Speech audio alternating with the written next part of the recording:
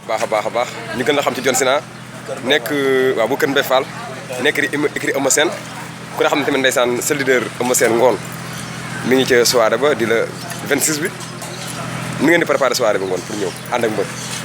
waaw mais soirée bi ñu ngi koy pare soirée bi soirée Maam Cheikh la mu war a ànd ak sama doomu ndey ñu naan ko bëgg ndaw la soirée bi tey ku ko tere di nga tardé lu rëy. dëgg la waaw te ku xam Eumeu Sène xam ne moom ndongoloo benn lañ woon ñoo bokk Pikine ñun ay Pikinité la. dëgg la ku bëgg ndongoloo nag war ngaa bëgg Maam Cheikh. dëgg la kon tey bisam bi ku ko tardé nga rëy man de kenn du ma fi jiitu. dëgg la sama doomu ndey dinaa ko bëgg ndongo. dëgg la maa dara du.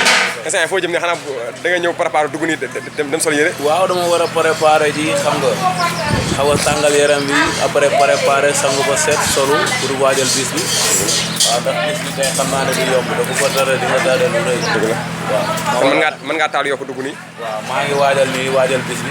waaw di waajal lépp daal. ayoo kon waaw dox dugg mais instant nag is xam ne bàgg war na mbaam de. waaw waxatuñ loolu. waaw amul dellu ginnaaw amul reculer amul arrière waaw te instant loo si xamul nag instant yi moom jeex na tàkk instant mais nag liggéey naa yeneen arrivage su béyee quoi pour ngoon moom na gaa yi dugg rek. ndongoloo dara du yomb. dëgg la ku ne xam ne ne.